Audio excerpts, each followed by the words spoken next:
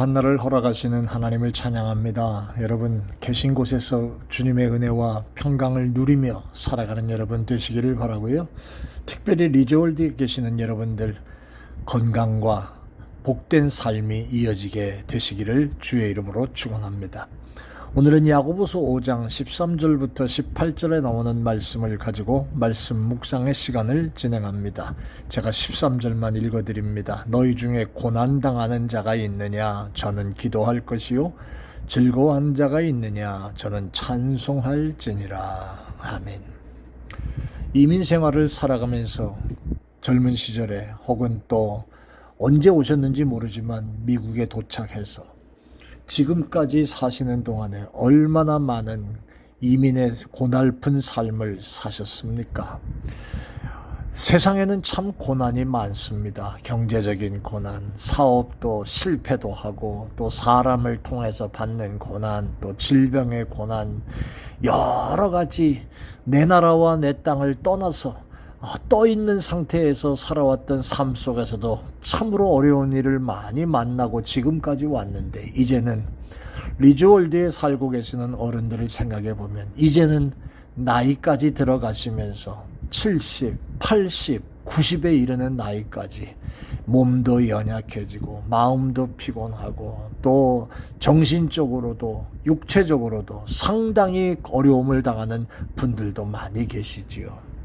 잠 못 자고 고민하고 심지어는 자살도 하고 이런 분들 여러분들이 계십니다.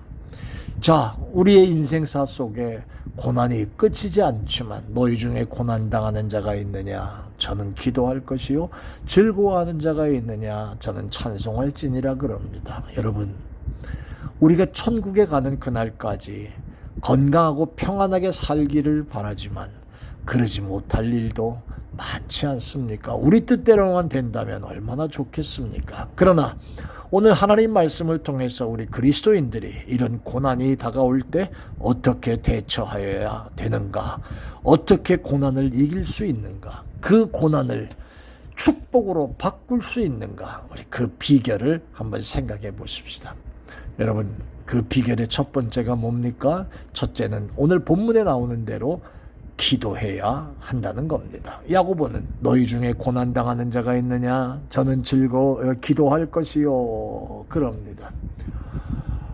가려우면 손이 반사적으로 가려운 것을 긁는 것처럼 고난이 닥쳐오면 먼저 하나님께 의지하며 기도해야 한다는 것을 가르치십니다.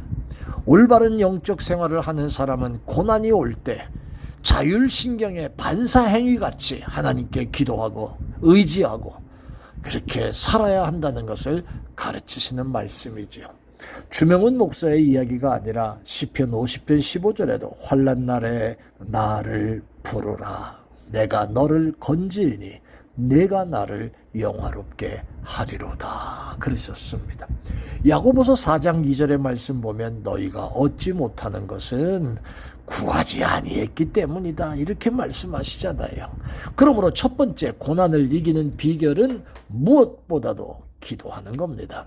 두 번째는요, 회개해야 한다는 것을 우리가 기억해야 합니다. 고난은 참으면 되지 무슨 또 고난은 기도하라며. 예, 그렇습니다. 그러나 중요한 것은 환난과 고통은 대체로 우리의 죄와 허물 때문에 오는 경우가 많습니다. 물론 다 그런 경우가 아닙니다. 그러므로 우리는 고난을 당하면 먼저 팔자가 어떻고 운명이 어떻고 저것 때문에 어떻고 이런 얘기를 하기 전에 자기의 잘못을 발견하고 하나님 앞에 회개해야 한다는 것입니다. 어떤 이는 회개도 하지 못하면서 하나님과 사람을 원망하는 것을 봅니다. 그러면 점점 더 문제가 심각해집니다. 욥기 5장 17절 18절 말씀에 보면 볼지어다 하나님께 징계받는 자는 복이 있나니 그런즉 너는 전능자의 경책을 업신여기지 말지니라. 하나님은 아프게 하시다가 싸매시고 상하게 하시다가 그 손으로 고치신다. 이렇게 말씀하고 있습니다. 그릇된 행실을 고치고 하나님의 말씀대로 살게 하기 위하여 하나님께서는 고난을 허락하시는 겁니다. 그러므로 참된 회개는 고난 앞에서 죄를 끊고 행실을 고치는 겁니다. 사랑하는 여러분, 회개해야 한다는 사실은 대단히 중요한 겁니다. 왜냐하면 어려움과 고난과 환난과 고통은 대체로 나의 죄와 허물 때문에 내게 주시는 하나님의 채찍일 수 있기 때문입니다. 그러므로 회개해야 된다는 거 기억할 수 있기를 바랍니다. 세 번째는요, 깨져야 합니다. 우리의 육신적인 성품과 아집과 고집 이런 것들이 깨져야 하나님을 기쁘시게 하고 순종하는 자녀가 될 수 있지요. 미랄이 습기 차고 냄새나는 땅 속에서 껍질이 깨져야 생명의 싹이 나옴. 옥합이 깨져야 향기가 풍겨지는 것처럼 우리 성도들이 육성과 고집이 깨지지 않고는 영적 생명력을 발휘할 수가 없고 성령의 능력을 체험할 수가 없는 겁니다. 그래서 하나님이 축복하시고 귀하게 쓰는 사람들은 한결같이 고난을 통해서 깨진 사람들입니다. 고난을 통해서 우리를 깨트리시는 하나님을 바로 아시는 여러분들이 되시기를 바랍니다. 깨져야 합니다. 고난당한 그런 순간에 이길 수 있는 방법은 내 자신이 철저하게 하나님 앞에서 깨지고 죽어져야 고난이 물리치고 이길 수 있는 하나님이 쓰시는 사람이 된다는 겁니다. 마지막 한 가지는 겸손해야 합니다. 잠언 16장 18절에 고난, 교만은 패망의 선봉이고 거만한 마음은 넘어집의 앞잡이라 라고 말씀하십니다. 하나님 앞에서 가장 무서운 죄는 교만입니다. 교만하면 패망과 넘어짐이 찾아오고 하나님이 대적하십니다. 그러므로 하나님은 우리를 사랑하시기 때문에 고난을 통하여 우리가 겸손하기를 원하십니다.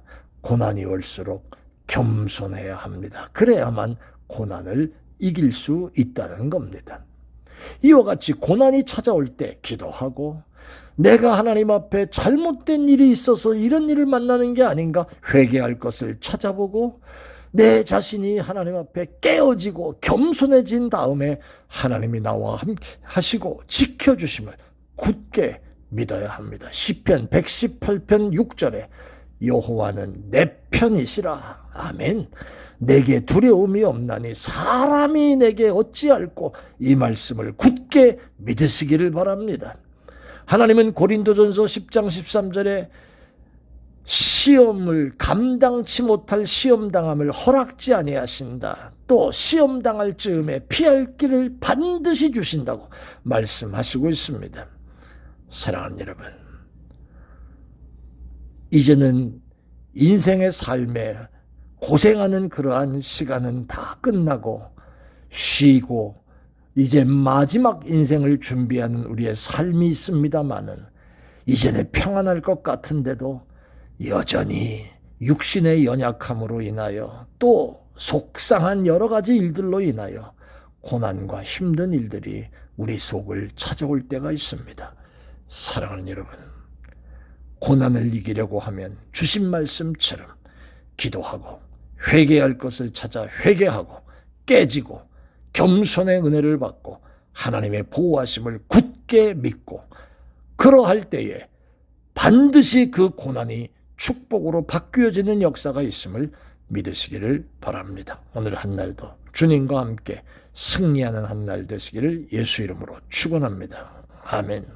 은혜로우신 아버지 하나님, 고난을 이기는 종들, 승리하는 종들, 고난에 눌려 쩔쩔매다가 그 안에서 그냥 사라져버리고 마는 별 볼 일 없는 종들이 아니라 이기고 승리하고 또 더 크게 역사하는 그런 종들 되게 하여 주옵소서. 고난이 바뀌어 축복으로 바뀌는 그런 현장에 하나님의 역사를 보는 종들 되게 하여 주옵소서. 감사합니다. 예수님 이름으로 기도합니다. 아멘.